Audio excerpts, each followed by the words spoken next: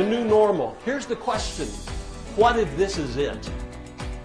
What if we have returned to normal? So after reading the Results Rule book, I was really looking forward to hearing Randy live. I had the opportunity to do that today, and I'll tell you what, he not only met, he far exceeded my expectations. I had the pleasure of hearing Randy Pennington, the author of Results Rule, speak this morning at BizLibrary's 2010 Align Conference. He was fantastic. Whether you're a hero or not has very little to do with your product and service. The thing that's going to set you apart is a compelling culture. A compelling culture where every person at every level is committed to delivering amazing results that matter. I've been fortunate enough to hear a lot of the world's top business speakers, people like Jim Collins, Ken Blanchard, Tom Peters, and Randy exceeded, in my mind, all of those guys. One of the great things about Randy's presentation was his ability to blend humor as a way of humanizing the stories and lessons that he gave. He told stories, he used humor. The stories themselves helped the message stick. I could look around the room and I was watching everyone nodding their head and really getting the message. It took it out of being abstract and theoretical and made it seem real and practical. The advice was just easy to comprehend and understand. The other thing that he was really skilled at is a great storyteller.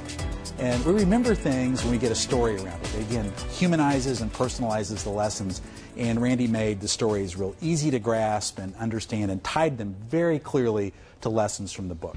2 weeks later, I'm back in the same venue. There are not 20,000 people there. There may be like 250 people there. The reason there's 250 people there is it began raining that morning around 8:30. At 7:30, it stopped raining, and at 7:45, Herman's Hermits took the stage. Now, just a quick test. If you know who Herman's Hermits is, please raise your hand. Look around the room, realize you're the older people. I mean, you want to have some fun, you go to the Herman's Hermits website, because last time I was there, it has a big banner on it that says, lock up your grandmothers. So Peter Noon, Herman's Hermits, comes bounding out to the front of the stage and says, it's wonderful to be here in front of 20,000 people. 250. Raincoats, umbrellas, slickers. He proceeds to give the show of a lifetime, and at the end of the night, 250 people lined up and bought everything he had. So I had a couple of minutes to spend with Peter Noon. Before you think this is a big deal, remember there's only 250 people in the audience. You didn't really have to wait long to get a couple of minutes with Peter.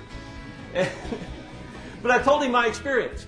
2 weeks ago this happened, 20,000 people. Tonight this happened, 250 people. What's the difference? Here's what he said. Here's the news about the compelling culture that you and I have to create.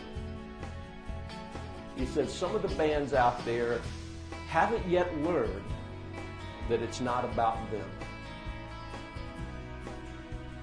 That's the compelling culture.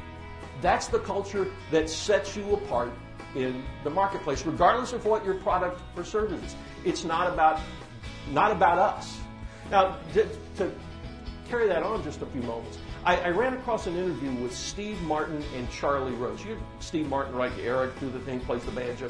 And at the end of the interview, Charlie Rose asked Steve Martin, says, how do you become great at what you do? How do you become famous in this business? How do you make it in this business? And Martin says, you know, people tell me all the time, it's about the agent, it's about the role, it's about being lucky. So here's what I found, and I think it goes along with this. Excuse me. Martin said, the secret to success is really very simple. It's being so good that you're impossible to ignore. Now think about that. Think about that for your business. What would happen if every person at every level and every part of your business was so good that you were impossible to ignore? Wouldn't that be cool? Would it be a difference maker in your marketplace? Would it change the dynamics of how you look at your business? Would it change the economics of what you do? Would it change the way you even think about what you do, who you hire, the processes that you set? That's what the compelling culture that we're talking about. I think that's the most important thing that you can ask for a live presentation, is that when you leave there, not only have you learned something, but it's something that you can use and you'll remember.